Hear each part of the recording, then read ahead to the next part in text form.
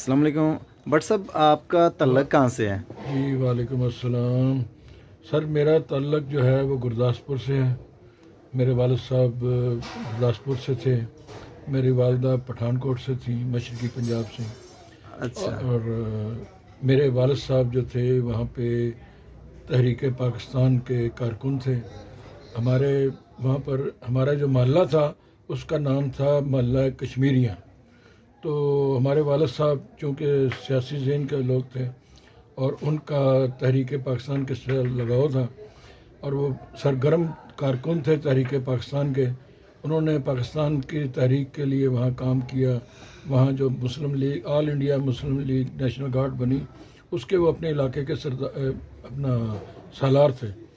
تو چونکہ وہ سرگرم کارکن تھے اور انہوں نے اپنے جو علاقے کے جو کشمیری تھے ان کو شیلٹر دیا ہوا تھا کہ تاکہ وہ جو ان پر ظلم ہوتا تھا ان کو وہ بچاتے تھے، تو انہوں نے سکھوں کی خواہش یہ تھی کہ انہیں کسی بھی صورت پاکستان نہیں جانے دیا جائے گا، انہیں قتل کرنا ہے۔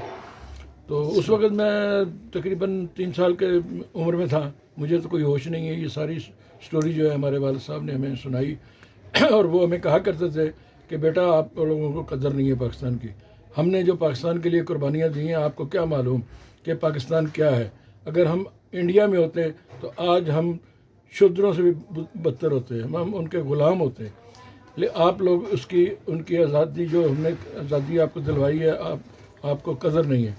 تو کہنے کا مقصد یہ ہے کہ وہاں میں جب تقریباً 3 سال کے چکر میں تھا، تو میں جب پاکستان بنا ہے تو اعلان ہوا ہے، تو سکھ جو ہے میرے والد صاحب کو شہید کرنا چاہتے تھے۔ تو میری والدہ نے علاقے کی جتنی کشمیری عورتیں تھیں ان کو اپنے گھر میں اکٹھا کیا، گرداسپور میں، اور ان کا بھیس بدل کے، ان کو برقع ڈال کے عورتوں کے جھنڈ میں نکالا۔ اس بدعباسی میں اتفاق سے گھر میں رہ گیا۔ تو یہ جو شیخ راشد جو اس وقت MNA ہے، اس کا جو نانا ہے وہ ہمارا پڑوسی تھا۔ اچھا، شیخ راشد بھی کشمیری ہے؟ شیخ راشد بھی کشمیری ہے، شیخ رشید بھی کشمیری ہے۔ اچھا، بیسیکلی یہ کشمیری ہیں۔ ٹھیک۔ ویسے یہ شیخ چونکہ کشمیریوں میں بھی شیخ ہیں، لون بھی ہیں، بٹ بھی ہیں، خان بھی ہیں، تو یہ کشمیری شیخ ہے یہ۔ تو اس کا جو نانا تھا وہ مجھے اٹھا کے لایا اور میری والدہ کو ٹرک میں دیا، تو پھر میں اس طرح آیا۔ اور ہمارے سامنے ہماری جو میرے والدہ کی جو ہمارے والد کی جو بہن تھی، ان کی بیٹی جو کہ ہماری پھوپھی کی بیٹی تھی، ان کو سکھوں نے شہید کرنے کی کوشش کی، قتل کیا، اور ان کو قتل کر کے اپنی طرف سے پھینک دیا تھا۔ لیکن اللہ تعالیٰ نے ان کا کوئی سانس بچایا ہوا تھا، وہ بچ گئی، اور وہ پھر کسی رضاکار نے ان کو ہمارے ٹرک میں ڈالا اور وہ پاکستان پہنچی۔ تو کہنے کا مقصد یہ ہے کہ ہمیں پاکستان کی قدر کرنا چاہیے۔ کشمیر میں جس طرح ظلم ہو رہا ہے اسی طرح وہاں ظلم ہو رہا تھا، تو ہمارے والد صاحب نے اپنی آنکھوں سے وہ دیکھا ہے۔